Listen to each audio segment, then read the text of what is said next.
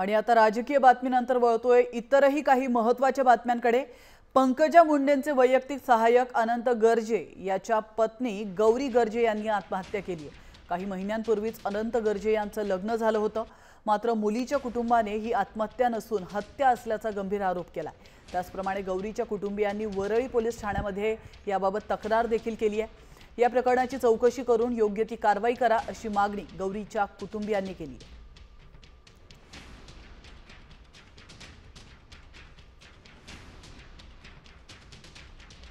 पोलिसांनी काय दाखल काय केलं? पोलिसांनी काय गुन्हा दाखल केलाय, काय केलंय? त्यालाच विचारा आता।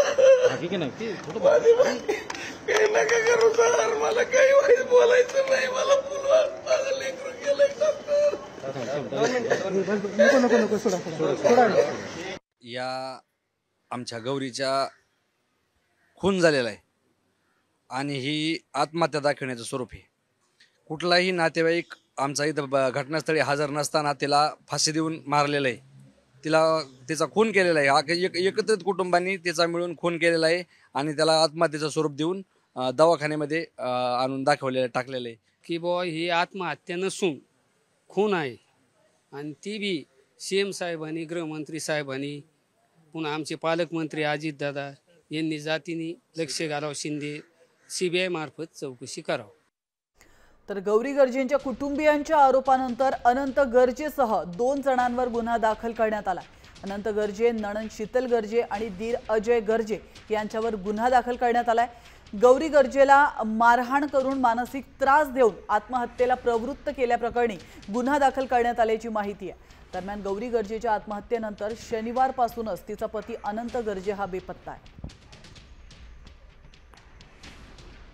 तर गौरी गर्जे आत्महत्या प्रकरणावरून मंत्री पंकजा मुंडेंनी काय स्पष्टीकरण दिलंय आपण पाहूया। 22 नोव्हेंबरला संध्याकाळी 6:30 ते 6:45च्या सुमारास माझा PA अनंतचा फोन माझ्या दुसऱ्या PAच्या फोनवर आला। तो खूप रडत होता। पत्नीने आत्महत्या केल्याचं अत्यंत आक्रोशाने त्यानं मला सांगितलं। ही गोष्ट माझ्यासाठी खूप धक्कादायक होती। पोलिसांच्या कुठल्याही कारवाईमध्ये कसूर राहू नये आणि त्यांनी योग्य तपास करून या विषयाला हाताळावं असं माझं म्हणणं आहे। आणि तसे मी पोलिसांना देखील सांगितलंय। अचानक धक्कादायक अशी ही घटना घडली असल्याने मलाही अस्वस्थ वाटतंय अशी प्रतिक्रिया पंकजा मुंडे यांनी दिली।